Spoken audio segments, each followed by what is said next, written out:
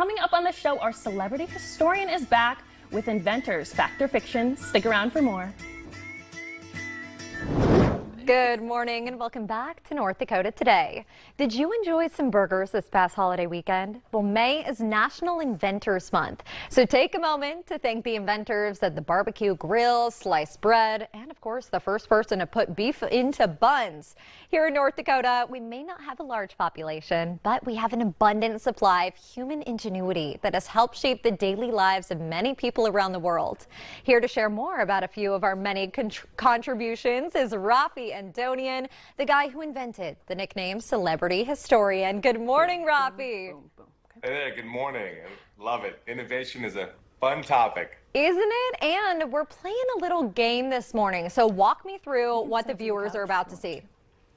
All right, I'm going to tell you a statement, and you're going to have to guess fact or fiction. Ooh. And then I'll tell you the answer after that. So we're going to try to see if I can stump you.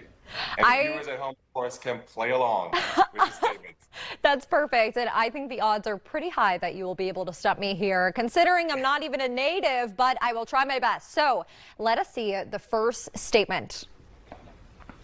North Dakota won a national title of 2023 Innovation Champion. Oh, you know, I wasn't here in 2023, so I'm going to go with fact.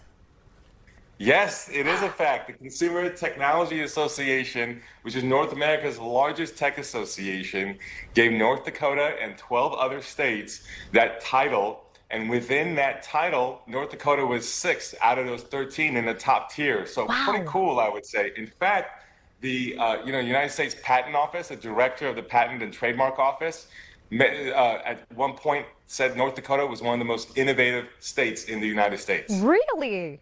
Yep, I kid you not. Okay, point for North Dakota, point for Tatum. I'm loving it. Let's see our next statement.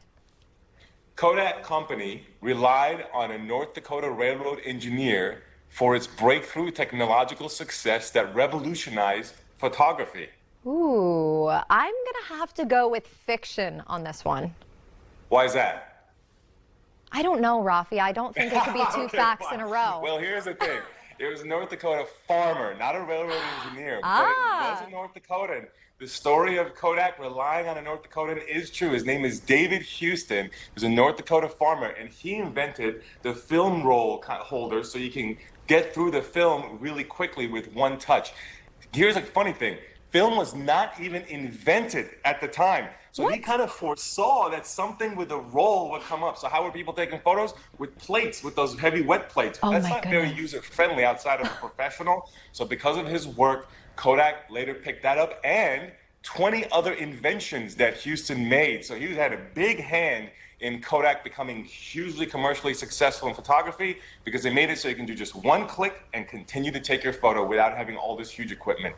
Well, I know my media friends and myself can thank him for that, but he was a farmer, not a railroad engineer, so am I right? That's right. I try to stump you saying, engineer, inventing technology, but...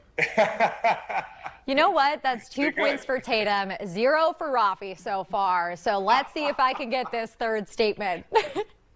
All right. A young man, tired of watching his mom struggle with clothes, freezing on the clothesline, invented the automatic clothes dryer. In North Dakota, of course. You know what? Many elements about this story check out, so I'm going to have to say fact because, yes, clothes would freeze outside here in North Dakota. And 2, of course, the man is not doing laundry. It's got to be his mom, right? So am I right? Is it fact?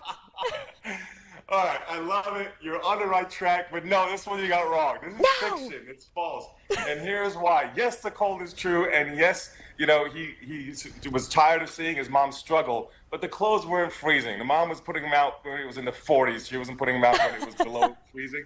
However, he did say, his name is J. Ross Moore, and he did say that when he was watching her struggling in the cold, putting up the clothes, he said, I've had enough of this. He became a mechanical engineer, came up with an electric dryer, and it was that drum design that is still in use today in essence. So he certainly revolutionized and in your daily life, thanks to a North Dakotan. Wow. Well, I won't dog on the men too much. At least he helped his mom. That's right. Bonus That's right. points for that. I love it, right? Yeah, good heart. Okay, so now I'm 2 correct, 1 false. Let's see if I can tie this up or maybe give myself a little more of a lead. What's our 4th statement? North Dakota is the epicenter for sugar beet production because sugar beets were first successfully grown here. Ooh, you know, I have done a couple sugar beet stories since moving here, so I'm going to cross my fingers and hope this is fact. It is fiction. No! I got you again. So I lured you. Yes, it is true that sugar beets are huge here. Of course, you have the American Crystal Sugar, which is in the Fargo Moorhead Metro headquartered. And his name is Earl Babcock, who worked on the sugar beets in North Dakota. However, sugar beets were grown before North Dakota. What he did is he was able to improve it so the sugar beets in North Dakota had higher sugar content than elsewhere. So it was particularly useful. It made it huge in North Dakota. 1/6 of the American refined sugar comes out of right here in North Dakota from the American Crystal Sugar Company in the Metro, of course. You know what? If you smell the air here in North Dakota, I bet you could figure that out too. Because wow, those bad boys are strong. That's right. That's right. And some of the best in the world. That's why it's so popular. Absolutely. Not the first, but the best. I like that. I like the way you spun that. Well, Raffi, I think we have time for one more. So let's see if I can break this tie here because I'm 2-2. What's this one? Let's do it. Co-founder and first chief technology officer of OpenAI, which started ChatGPT, credits North Dakota for his success. Ooh, this is a tough one, especially with all the AI data centers coming up in North Dakota in 2026 here. I'm going to go with fiction. Are you misleading me again? I'm not. This one's true, believe it or not. So I know it's all over our daily lives, whether it's a dryer, ChatGPT. I mean, you know, it's sugar we consume. But his name is Greg Brockman. And he went to, by the way, University of North Dakota, and then went to Harvard and MIT, dropped out of all of them. But he is actually co-founder and CTO, and he recently came back to UND. He was doing a conversation, and he said, growing up in North Dakota, the people, the environment, that innovative environment that we just said in the beginning is part of North Dakota. He attributes North Dakota laying the foundation for his success currently and later on. Wow. Well, even though I didn't win this game, North Dakota won. Thank you so much, Raffi, for joining me. And the American people won. That's a good point, and I hope our viewers at home played along as well. Thank you again, Raffi, for joining us via Zoom. And you guys at home, don't go anywhere quite yet.